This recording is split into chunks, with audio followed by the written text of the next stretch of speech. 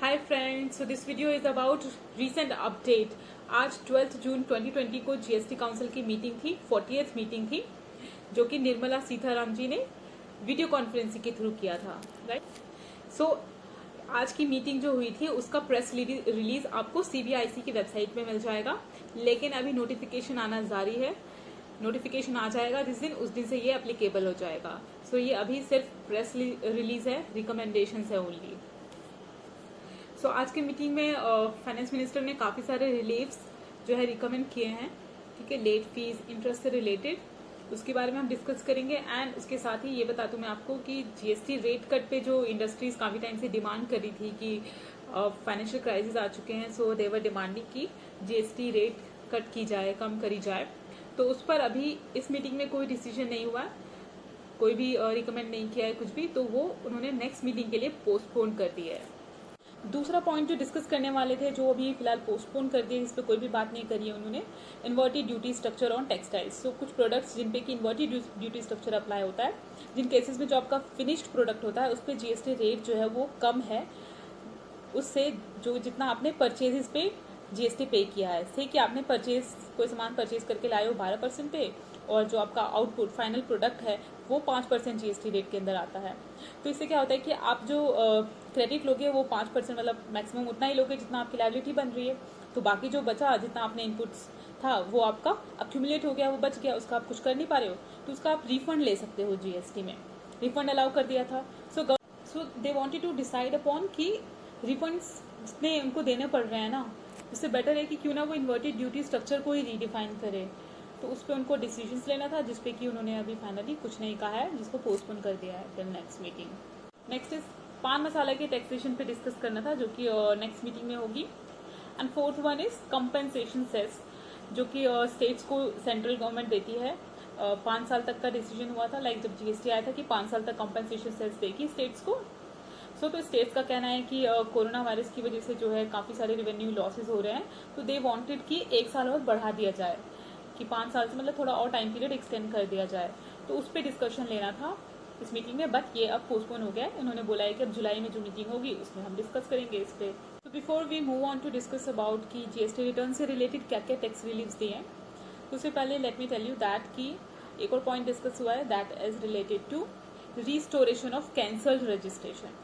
Yes, अगर आपने GST registration cancel करवाया था और आप उसको रीस्टोर करना चाहते हो और वो किसी वजह से नहीं हो पाया पहले, तो उन्होंने टाइम लिमिट दे दी है कि 30 सितंबर तक आप उसको रीस्टोर रिवोक कर सकते हो, अपना कैंसिलेशन जो आपने जीएसटी का किया था।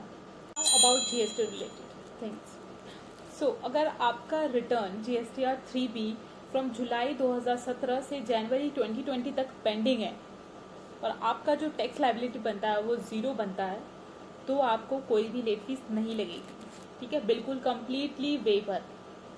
एंड अगर आपकी टैक्स लायबिलिटी बनती है, चाहे वो 1 रुपये हो, 2 रुपये हो, तो जो मैक्सिमम केपिंग है वो 500 रख दी है इन्होंने, कि 500 लेट फीस लगेगी। जो पहले 10,000 था, 5,000 CONS में। सो 500 पर रिटर्न लगेगी आपकी अब late fees, as a late fees. तो अभी जो मैंने बोला कि जुलाई 17 से लेके जनवरी 2020 तक की आपकी जो भी रिटर्न पेंडिंग है उस पर आपको कोई भी लेट फीस नहीं लगेगा अगर आपका 0 टैक्स लायबिलिटी है, और 500 रुपये पर मंथ पर रिटर्न अगर आपकी टैक्स लायबिलिटी बनती है। तो उन पीरियड्स की रिटर्न अगर आप फाइल करते हो, सबमिट करते हो ड्यूरिंग द पीरियड 1 जुलाई 2020 से September 30 2020 तक। सो 1 जुलाई से 30 सितंबर तक के बीच में अगर आप जुलाई 17 से जनवरी 20 के रिटर्न्स फाइल करते हो, तो उस पर आपको कोई भी लेट फीस नहीं देनी है अगर 0 टैक्स लायबिलिटी है, और 500 रुपये अगर आपका टैक्स लायबिलिटी बनता है। सो उनके लिए दिक्कत हो गई जिन्होंने ऑलरेडी टैक्स पे कर दिया है, जिन्होंने ऑलरेडी लेट फीस पे कर दिया है, बिकॉज ऑलरेडी उन्होंने रिटर्न फाइल कर रखी होगी। सो ये रिलीफ तो अभी आया है। सो बेनिफिट उनको है जिन्होंने रिटर्न फाइल नहीं करी थी अभी तक। So this was up to January 2020 returns. अब बात करते हैं फरवरी 20, मार्च 20 एंड अप्रैल 20 के रिटर्न्स के regarding.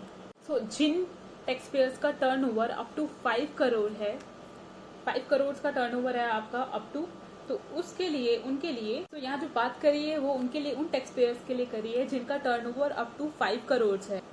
So February, March and April अगर आप 6 जुलाई 2020 तक फाइल कर देते हो तो कोई लेट फीस नहीं लगेगी।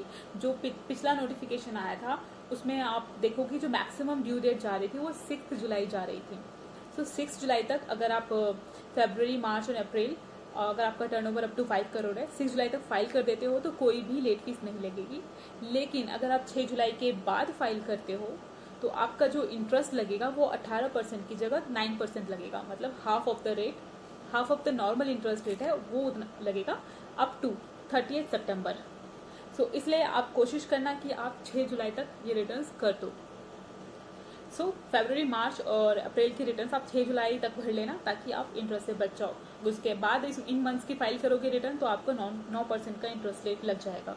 This half rate of interest 9% is applicable till 30 सितंबर। उसके बाद आपको नॉर्मल रेट इंटरेस्ट लगना शुरू हो जाएगा।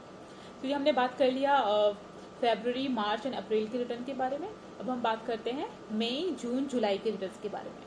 सो मई, जून, जुलाई की रिटर्न्स के लिए भी उन्होंने बोला है कि लेट फीस और इंटरेस्ट का वेवर होगा डेफिनेटली होगा, बट किन डेट्स तक आपको फाइल करना है ये उन्होंने अभी नहीं बताया। वो जब नोटिफिकेशंस लाएंगे तो तब बताएंगे।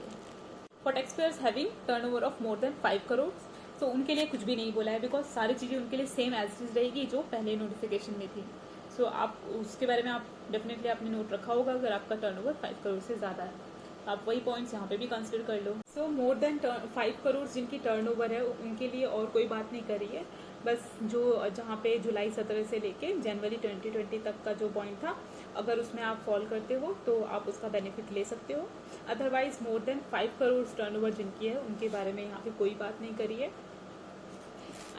एंड रिमाइंड कि आपने अगर आपकी कोई भी पेंडिंग रिटर्न्स है जिसपे कि अभी लेट फीस और इंटरेस्ट वेव ऑफ करिए, सो उन पीरियड्स की आपको जो रिटर्न फाइल करनी है वो फ्रॉम 1 जुलाई से ही फाइल करना, बिकॉज इसी टाइम पीरियड में जो फाइल करोगे तभी आपको बेनिफिट मिलेगा। सो एक और चीज़ आपने नोटिस करी होगी कि इस मीटिंग में उन्होंने सिर्फ 3B रिटर्न्स के बारे में बात करी है और इसके अलावा कोई भी रिटर्न्स के बारे में उन्होंने कोई भी बात नहीं करी है। सो बाकी सारी रिटर्न्स को आप एज इट इज़ सेम मान के चले जो अभी तक चल रहा था। एंड अगर आप इन चीज़ों में फॉलो करते हो जो आज की मीटिंग में डिसाइड हुआ तो आप अकॉर्डिंगली उसका बेनिफिट ले लेना। So that's all for this video. I will see in the next video. Bye bye.